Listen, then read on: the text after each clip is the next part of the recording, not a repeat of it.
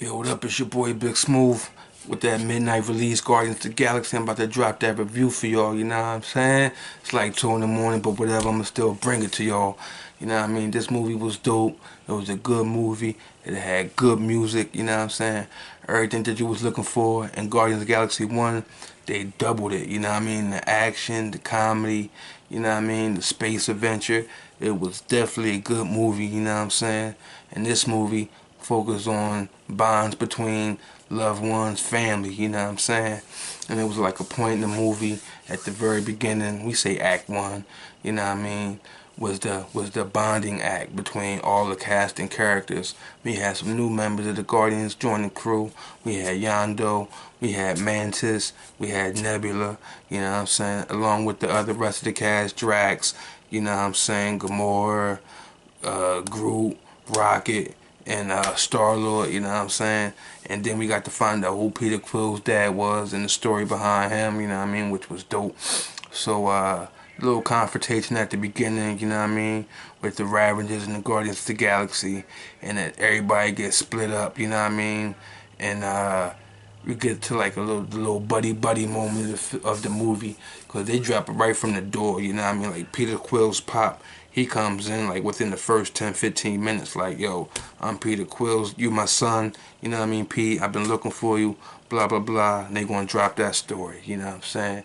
I'm gonna flash back a little bit for you. And then after that is when all the little conflicts start and the whole crew gets split up. Peter wound up bouncing with his pop because he want to learn who he is and what he about. You got Yondu getting stuck. They got captured by some heads, you know what I'm saying? I ain't gonna let y'all know who. They got captured, so it was Rocket, Yondu, and Baby Groot, you know what I'm saying? And then you had Gamora and Nebula stuck together in a situation. Then you had another new member, Mantis and Drax. They were stuck together, and like her powers was she can like feel people's emotions and stuff like that. You know what I mean? That's what she was about. She touch you and she know how you feeling, and she can feel that emotion. You know what I mean? Because she was working with Peter Quill's pop. You know what I mean? She came with him. You know what I mean? That was like his assistant. You know what I'm saying? So you get the little buddy part in the movie, you know what I mean? Everybody teaming up. Rocket and Yondu, they gotta work together to get out of their situation. Nebula and Gamora, they trying to hash out their differences, you know what I mean? Be the daughters of Thanos, and the jealousy and the rivalry they had, they went deep into that, you know what I'm saying? They ain't really had nothing with like Drax and Mantis. They was pretty much just comedy relief, you know what I mean? Because Drax, you know what I mean, he don't lie, and he just like straightforward. He don't know how to use metaphors. So he would just straight disrespecting her, but not trying to, you know what I mean? And they kind of use that part for the comedy relief.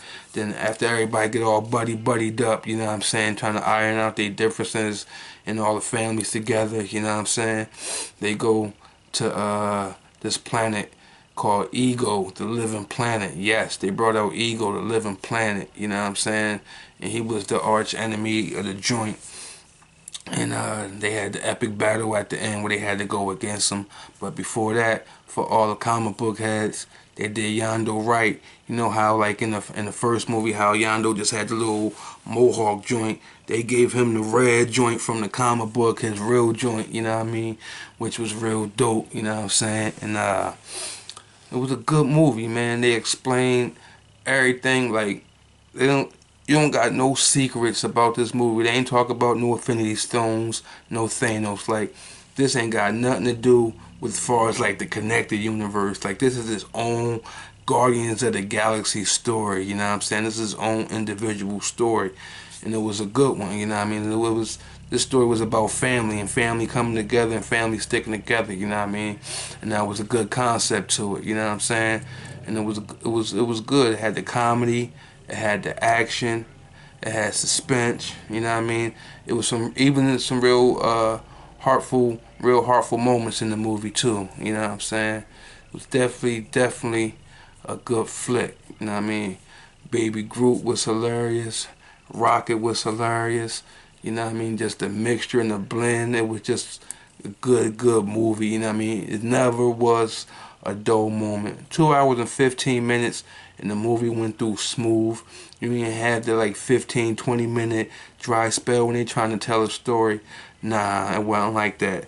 You know what I mean? It was action and it was comedy all the way through. You know what I mean? Only time where it wasn't action and comedy when they were trying to explain something to you. You know what I mean? Like Peter Quill's pop explaining who he was, where he came from, and how he was created, and his origin story, and how that tied into Ego, the living planet, was just ridiculous. You know what I'm saying? And I'm gonna leave that for y'all to go see. You know what I mean? The movie was dope from start to finish. You know what I'm saying? But one thing about this movie, the only problem, at the end of the movie, during the last fight scene, they did it again. The same way they hit you in Guardians of the Galaxy 1 with the cheesiness, with the Star-Lord dancing. They did something like that in part 2 where it was just cheesy. You know what I'm saying? It was like, come on. You couldn't think of a better way to end it than that. You know what I mean? But then even though after the fight scene was over, it was still about another good 10-15 minutes of the movie left. You know what I mean? But just that one little part. You're like, really, dog? This is what y'all are gonna do, Marvel? For real? Now, all you Marvel fans, this part was so cheesy, you could never ever say anything bad about Martha. You can't. You can't. You can't say, oh, DC movies with a stupid ending with the Martha, it didn't make sense.